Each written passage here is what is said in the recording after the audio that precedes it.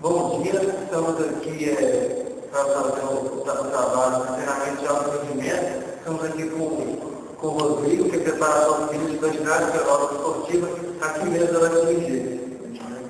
A gente vai fazer algumas perguntas aqui, e você vai respondendo do modo como você achar melhor mesmo, não precisa ficar querendo responder tudo ao contrário, não.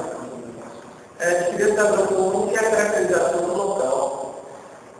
Os locais de preparação física eles podem ser bastante diversificados. Normalmente é uma interação muito grande com a parte de preparação técnica e tática. Por exemplo, dentro do meu trabalho, eu tenho que utilizar o ambiente da sala de musculação, mas eu também tenho que explorar o próprio ambiente onde é feito o treinamento técnico e tática. Isso é feito de forma similar para outras modalidades. Então, você pode incluir, por exemplo, um técnico de trabalhador de voleibol, com certeza também fazer algumas atividades na própria quadra de voleibol. Assim como ele também vai utilizar uma indicação de musculação.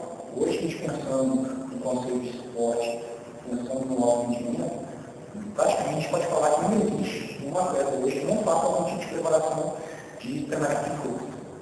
E um dos locais que oferecem o melhor apoio da carga de treinamento para essa capacidade de força, que é fundamental em qualquer parte do esporte, é a sala de musculação. Perfeito.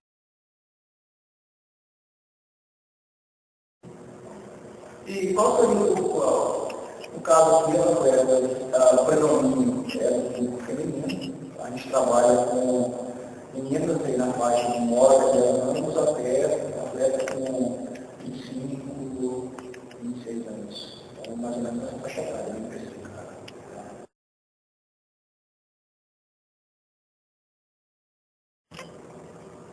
E qual seria o perfil exigido para a profissional?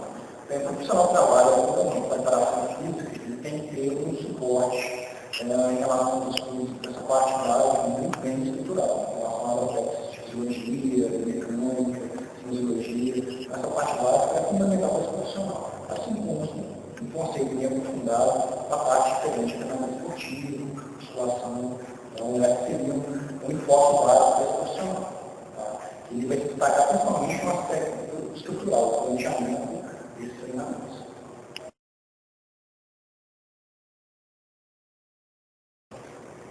E com relação à qualificação profissional? Bem, a exigência básica é profissional seja um bacharel em educação física. Além disso, tem alguns cursos que podem oferecer uma formação complementar, para uma especialização de diversos anos, cursos específicos, os cursos direcionados ao esporte em que você trabalha, e também a reabilitação universitária, também pode oferecer uma qualificação melhor para esse profissional.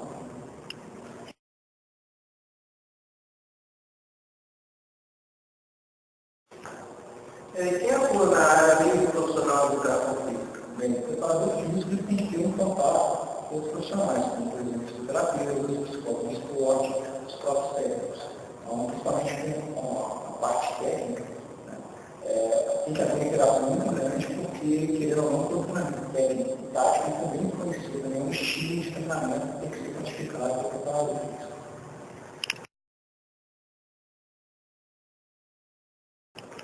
E existe uma média salarial na sua área? Bem, isso é bastante diversificado, depende muito do público que você trabalha, do conhecimento desse próprio público, do estado do próprio público. A gente pode trabalhar com alguma coisa na faixa de 2, 3 mil reais, trabalhando em conta de 40 horas. Tá? Dependendo muito, obviamente, depende muito do público.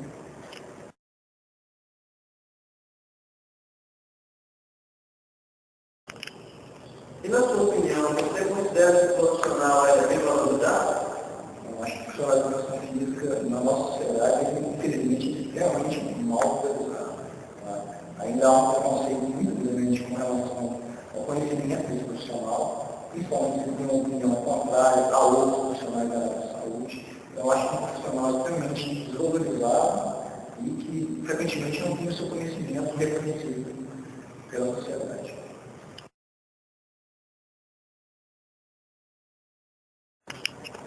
E como que é o seu dia a dia em relação à sua profissão? O contato com o atleta é algo bastante peculiar, que são indivíduos subjetivos a um tipo de estresse muito grande. Então, você sempre tem uma função importante é tentar exigir o máximo daquilo atleta, principalmente que isso é fundamental para a gente vai para a velocidade. Então você passa muitas vezes a demonstrar uma imagem de caráter. Isso é um pouco desagradável. A gente edita muito em perspectiva, essa relação um pouco estressante com o atleta e tentando sempre direcionar para o maior apoio possível do seu treinamento. É algo também bastante complicado.